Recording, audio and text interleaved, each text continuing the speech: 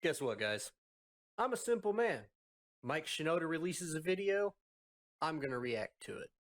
Let's hit the intro.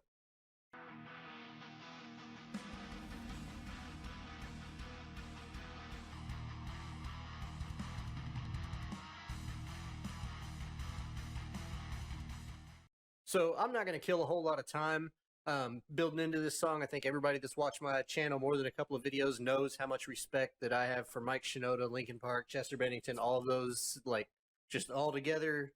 And so I know I've heard this song because it was on Post Traumatic, but the official video just dropped. So I'm probably not going to focus too much on the lyrics because these are lyrics that I've probably already broken down in my head a million times. But I wanted to react to the video because Mike Shinoda's videos, a lot of times the visuals in them have just as much, if not more, to do with the story and the emotions than what the lyrics do. And actually, I would say it's about 50-50 because he has powerful lyrics too. But I noticed that this one is a little bit of a different style. It's a cartoon style, so I'm kind of curious to see exactly where he's going to go with it. So let's focus on the video. Let's pay attention to what he's got to put out in front of us. Let's get right to it. And then I'll let you know what I think, and I want to hear what you guys think down below.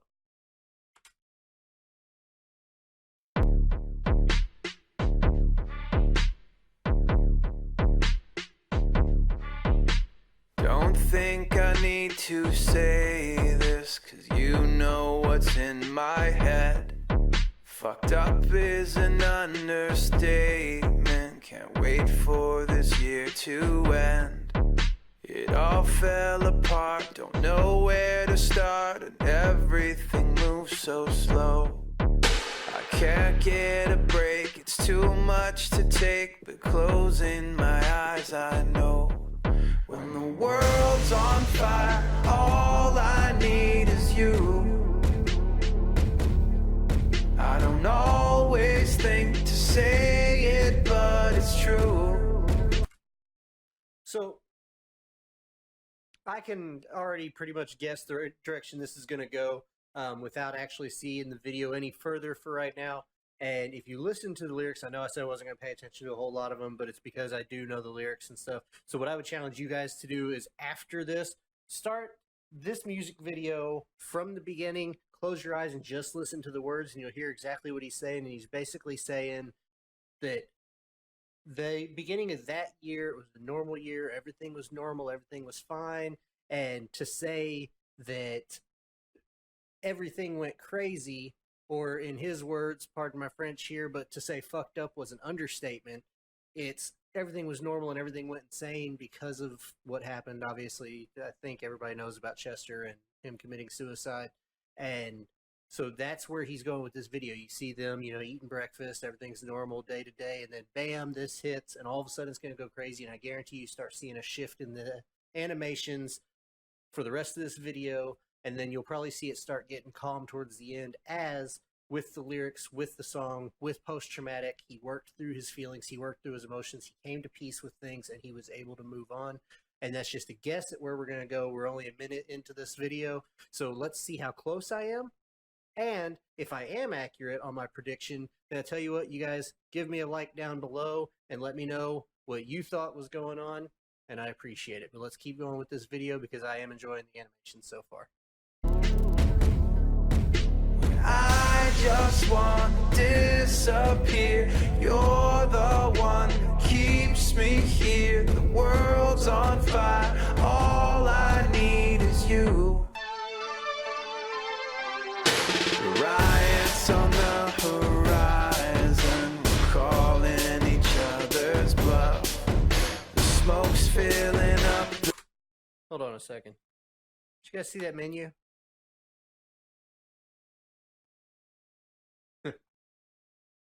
Zero sandwich. Zero would have been Linkin Park's name as a band before they got signed, before they made it big. That was Zero. But yeah, if you just look at the over again, IOU, lift off, ghost, about you, worlds of fire, hold it together, crossing a line, prove you wrong. It's post-traumatic. So, all right. I just thought I caught that, but yeah, I thought that was a neat little nod with the Zero sandwich. Others bluff.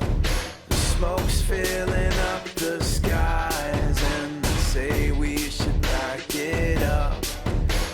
Maybe the blaze will take this away. I and the earth below. Tell me to breathe, you still believe. Closing my eyes, I know. When the world's on fire, all I need is you. I don't always think to say it, but it's true. And I just want to disappear. You're the one that keeps me here. There was another little nod there. Did you guys see that? USS Kenji.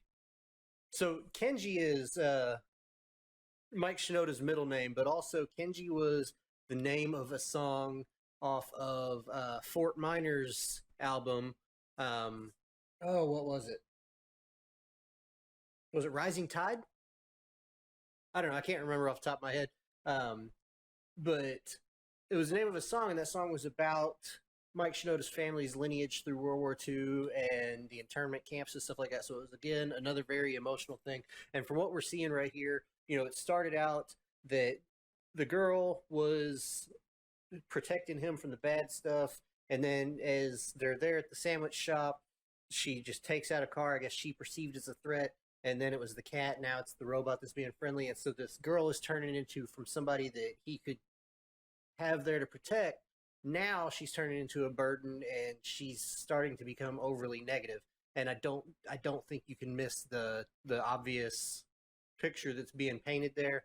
And that's one thing that if you followed post-traumatic, you listen to lyrics and you listen to the song, and especially the order of the songs, then you would see that it worked through the different levels of grief and of pain, where it went through accepting and denial and depression and anger and all that stuff. And I think that's what we're seeing in this video, is kind of to go into the prediction of what I said, but also just showing the progression of how somebody that's close to you and be protective of you and give you help can start becoming a detriment.